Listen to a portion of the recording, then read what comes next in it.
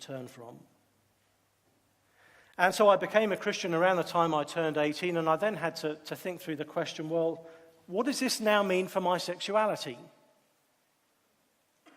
What am I going to do with that now that I'm a Christian? And in one sense, the principle for me was very clear, that the Jesus I had just put my trust in was a Jesus I knew I could trust. He was someone who had laid down his life, and I thought, if someone does that for me, in the way in which Jesus shows us that he has, I know I can follow him wherever he leads me. And I had no idea at the time what that might look like or what that might involve. And so I thought, okay, what does Jesus think about sexuality? That's the question I was asking. I'm going to try and help us with that now.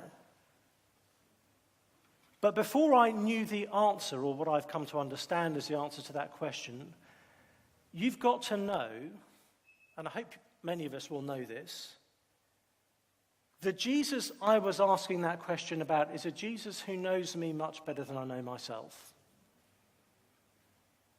A Jesus who loves me much more than I love myself. A Jesus who is more committed to my joy than I am. And therefore, whatever he was going to say, I knew I could trust. Well, two quick things Jesus does say on this issue. There is a myth going around at the moment. It's fairly pervasive. The myth is that Jesus is neutral when it comes to issues of sexual ethics. Let me just show you two quick passages. In Matthew's Gospel, chapter 15, Jesus is having a debate with some religious leaders. And he says these words to them. I was going to try and do them from memory, but every time I do that, I end up making up scripture, which generally isn't a good thing in the Christian life. Jesus says these words to these particular people. He says, "For out of the heart come evil thoughts, murder, adultery, sexual immorality, theft, false witness, slander. These are what defile a person." Really important passage. Jesus says there are things that do mean we're not fit for God's presence. But in contrast to the prevailing wisdom of his day, the problem wasn't outside. The problem is inside. Jesus says it is out of the heart that come the things that separate us from God. And he gives us not an exhaustive list, but just a sampling of what some of those things look like. Jesus says that we all have the same spiritual infection. We're all by nature turned away from God, and there are lots of different symptoms. And Jesus lists some of them, and he includes the phrase sexual immorality, which is the translation of a Greek word, porneia. If that word is ringing a very faint bell, it's because it's where we get the word pornography from. And at the time of Jesus, it was a word that simply meant any sexual behavior outside of marriage. Jesus says it's sinful.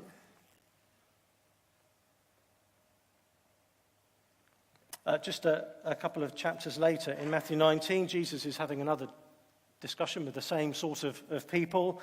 This time the presenting issue is divorce. They say to Jesus, "Can you divorce your wife for any reason? Is that okay?" Some leaders were teaching that very thing. And Jesus answers with some very, very significant words. This is Matthew 19, verses 4 to 6. He says, "Have you not read?" Always a good question for a Pharisee, because they were proud of how well they knew the Bible. Jesus says, "Have you not read?" and then quotes the first page of the Bible.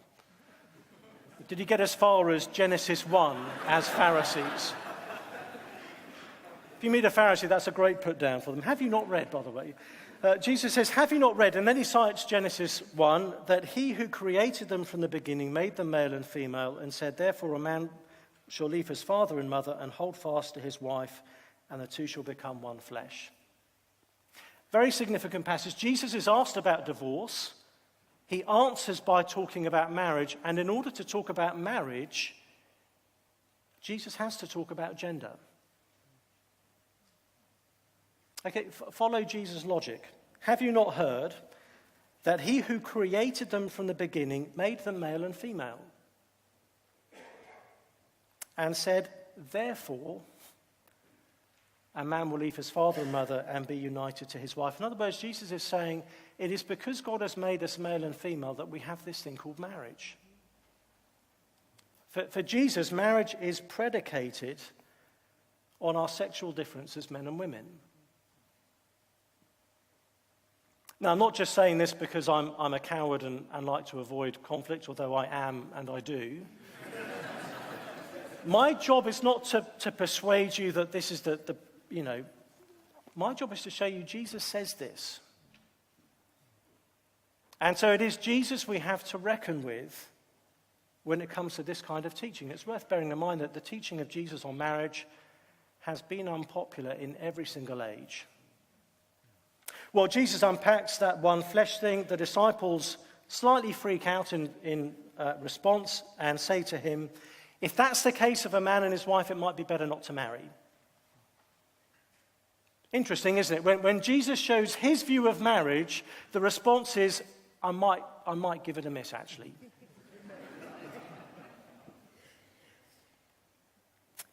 Sounds a bit like commitment. Well, Jesus responds to them by saying, he starts talking about eunuchs. Eunuchs at the time were people who were celibate for one reason or another. In other words, Jesus is saying, if you want to miss marriage and skip marriage, that's fine, but he then highlights celibacy. So as far as Jesus is concerned, the godly alternative to heterosexual marriage is to be celibate, to be sexually abstinent, to be chaste, to use some old-fashioned words. And so I began to realize, even as a fairly new Christian, that if I was going to follow Jesus with integrity, it wouldn't be appropriate for me to kind of fuel and act on the kind of homosexual feelings that I was experiencing. And so I had a choice. I could just ditch Jesus and think, well, frankly, it can't be worth it. I could say, well, I could sort of try and make Jesus sort of agree with what I feel like doing. Some people do that. I could try, if you squint one eye a bit and turn the Bible to a funny angle, it might mean that he's saying something different. And try and sort of somehow mash the teaching of Jesus into what I wanted him to say. Or I could trust him. And my decision was to trust him. Which to many people today would sound absurd. I mean, ridiculous. I heard somebody say recently that, celibate people, they're a bit like unicorns. I'd heard of them. I never actually thought I would meet one.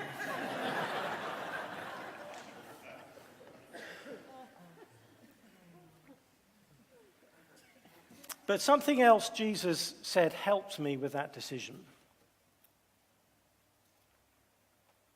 You see, the message of Christianity is that all of us have a problem with our orientation. As I got to know the message of Jesus, I realized actually the orientation that was problematic was not so much sexual as spiritual. The message of Jesus is that none of us is naturally lined up with God's ways. We're out of sync with him, and that touches on every area of life, including our sexuality. And so it's so important for us to know this, but actually that the teaching of Christianity is that every single one of us is broken in our sexuality.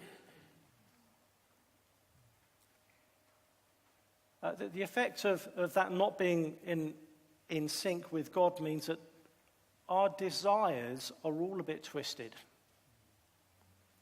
a bit disordered in one way or another. And for every one of us, that includes our sexual desires. And so if I can put it this way, that there is no one who is straight.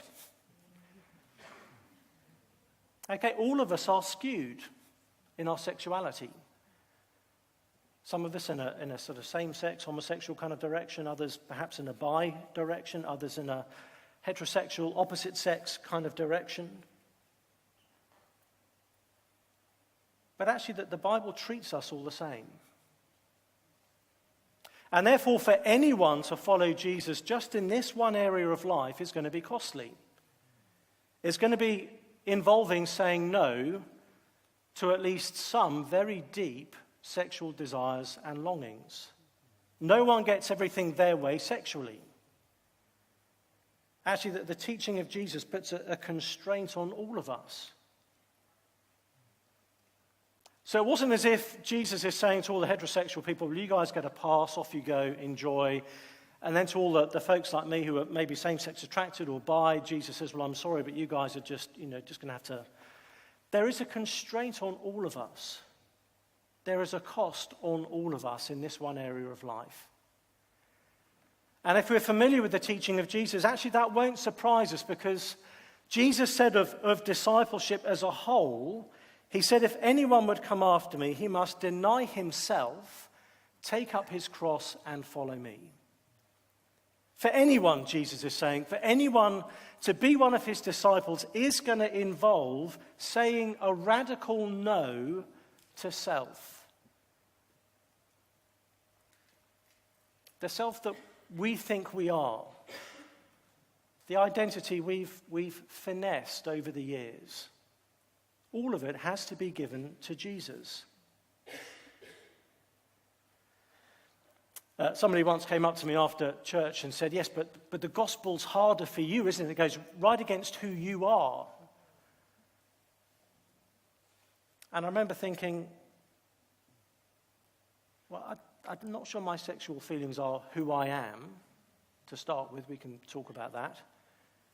But secondly, if you think the gospel's been easy for you, if it's just kind of slotted into life without any kind of difficulty, I'm not sure it's the gospel of this Jesus you've received.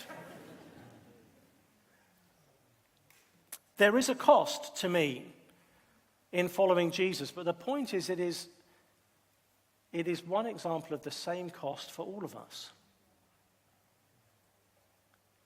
And so if we think the cost of discipleship is too high for our LGB friends, actually we think it's too high for anyone.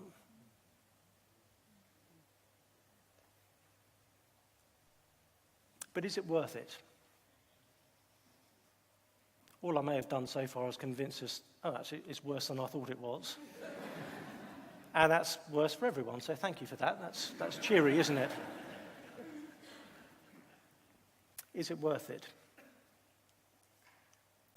Yes, is the short answer to that question. I'm sure it won't surprise you to hear me say. Let me share a passage that is really important on this. It's in Mark chapter 10. We've just had the rich man leaving Jesus sad. Peter says to Jesus, hey, we've left everything and followed you.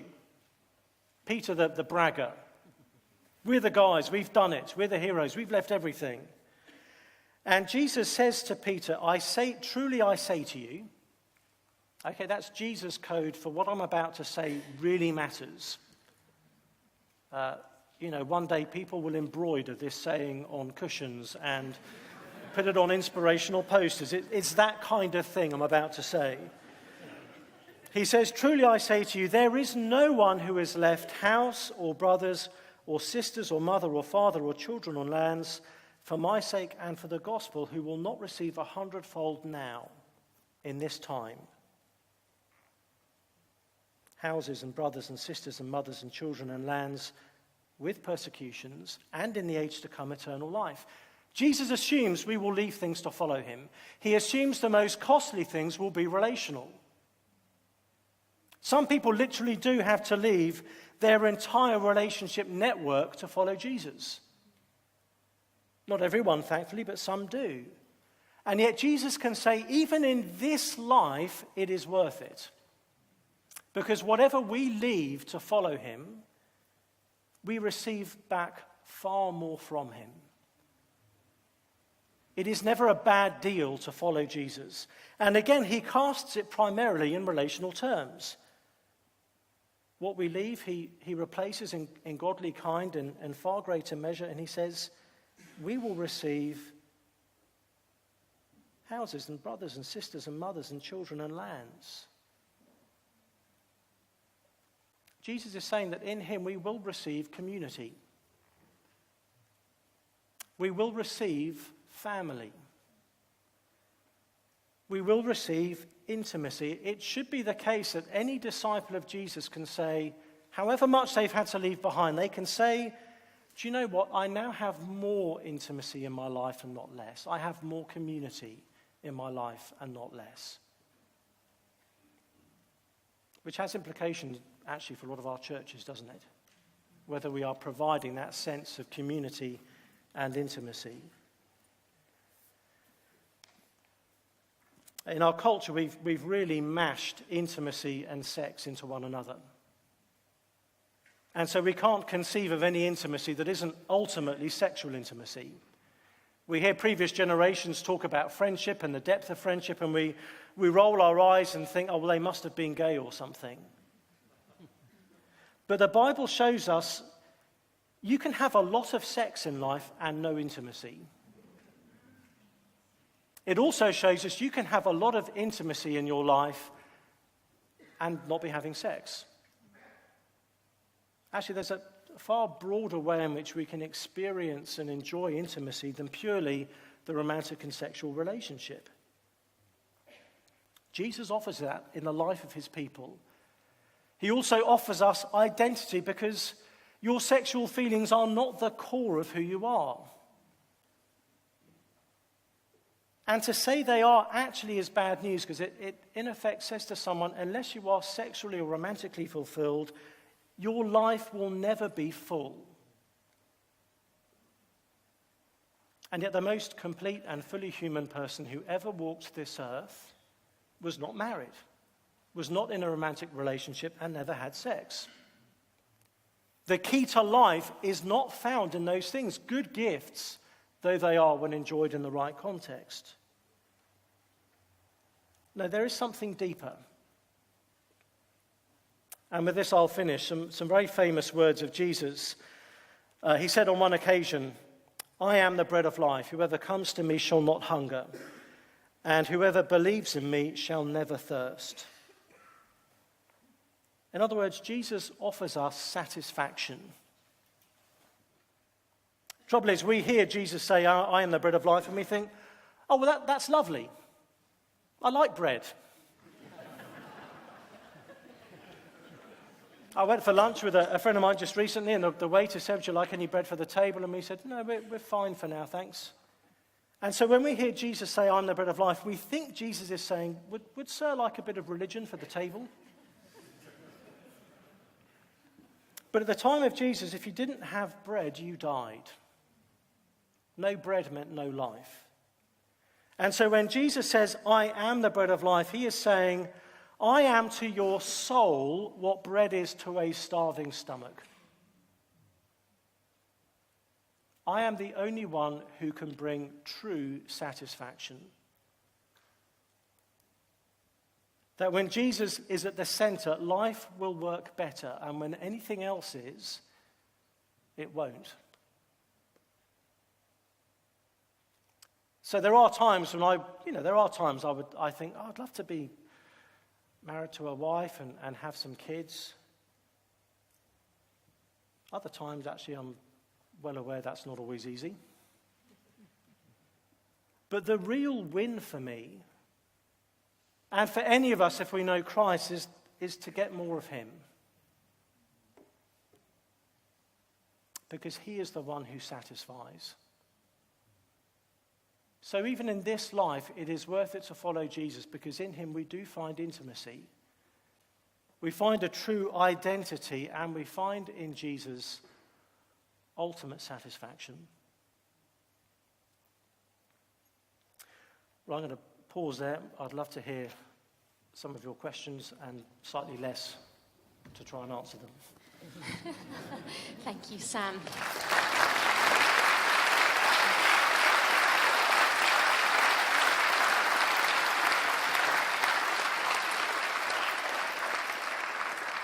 Thank you for your questions on Pigeonhole. I gather that there have been no questions written down on the cards. If you do end up wanting to write your question down, feel free to do that and pass it to a member of the team. But otherwise, I'll just work off Pigeonhole. And Sam, as you can see, there are quite a few. Can we just work through as many as we can in the time that we've got? Maybe start with the first one, and I'll just read it out so that everyone can see it. Many people will say that we do not choose our sexual orientation. Did God make some people homosexual? Thank you. I agree with the kind of premise of the question, that I've not met someone who did choose their sexual kind of patterns of attraction and orientation and all the rest of it. What we need to bear in mind as Christians is we can't just read off from all of the desires and inclinations we have now in any area of life. We can't just read off those things and say, well, God must have made me with all of those things and therefore they must all be good. Actually, we know that. When I'm behind the wheel of my car, I find it very natural to be irritable. That's no effort. I didn't choose that. It's just part of the way I'm wired. Now, it wouldn't be right for me to say, because that's natural to me and unchosen, therefore God has made me irritable and therefore everyone must affirm my irritability. Although if you don't cut me up, I would appreciate that in the traffic. And the same is true, and this is the case for all of us with our sexuality. We can't just say, well, my sexual desires, whatever they might happen to me, must be how God made me, and therefore I must be able to say yes to all of them. All of us are a mixture of, as we've been hearing, of both being made in the image of God and yet as those who have turned from God. And therefore we've slightly warped that image. We're slightly skewed. We're like one of those mirrors that's gone a bit kind of distorted, that the reflection is no longer perfect. And so there will be much that we can look at in our lives and think, yep, that is evidence that I'm made in God's image. There'll be many other things where we have to say, I'm not sure that's a sign of how God has made me. It may be a sign of how sin has twisted me. And so I hope that helps. Great, thank you, Sam. The next question says, many people will say that, it's just that they've moved. Okay, sorry.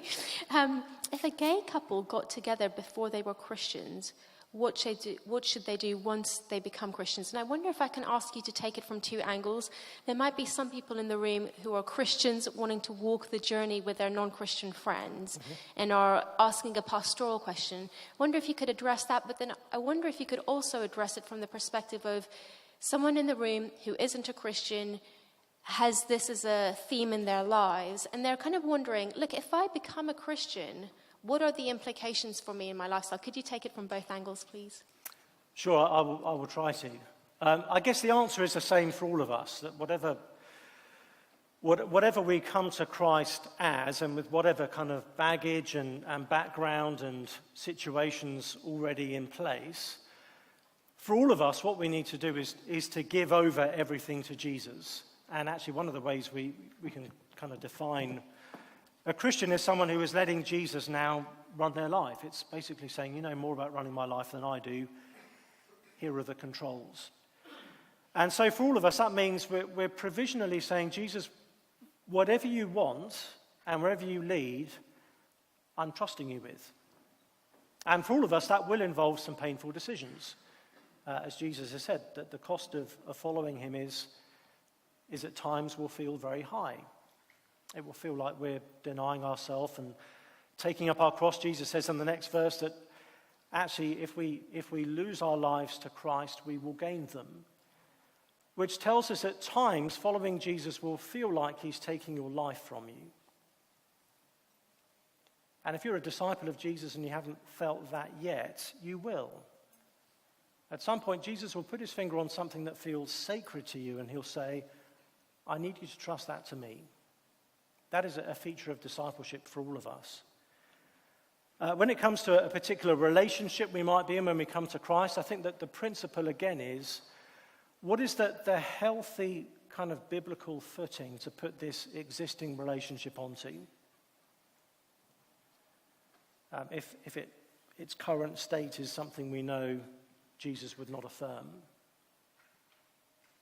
That can look different for different situations. For some heterosexual couples who aren't married but have been together for a while, sometimes actually the right thing to do for their discipleship is to put their relationship on the biblical footing of marriage. There are other times when a romantic relationship actually, if we're going to be following Jesus, needs to be perhaps thought of more in terms of a very deep friendship than as a romantic or a sexual partnership. The sign that we're Christian is not that we get all of that pinned down and sorted out on day one.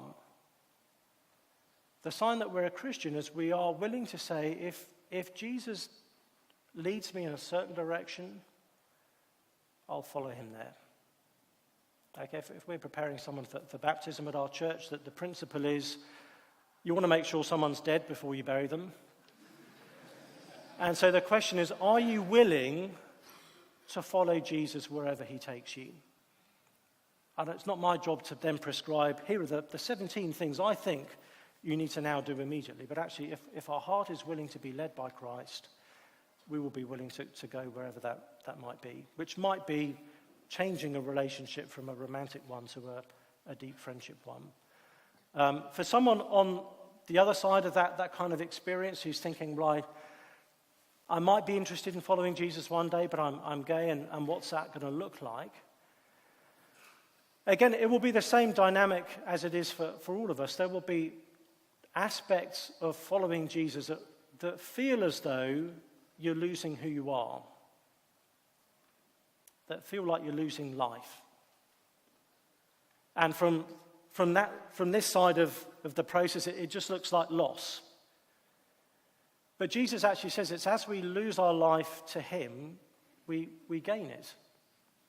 And that the testimony, I hope, of any of us who is a Christian is that actually it's as we give those things to Christ, as we say no to self, actually we become who we were meant to be. We become more the person God had in mind when he made us. And it's very paradoxical, but we find we gain life, we gain who we are, actually as we go through that process of yielding some of the deepest things in us to Jesus. Sam, you've touched on these themes already, and I'm just wondering if you have anything that you'd want to kind of add or kind of expand on. But there's a question, in fact, the next question with the number of votes says, Matthew 5:28 says it's adultery to look at people lustfully.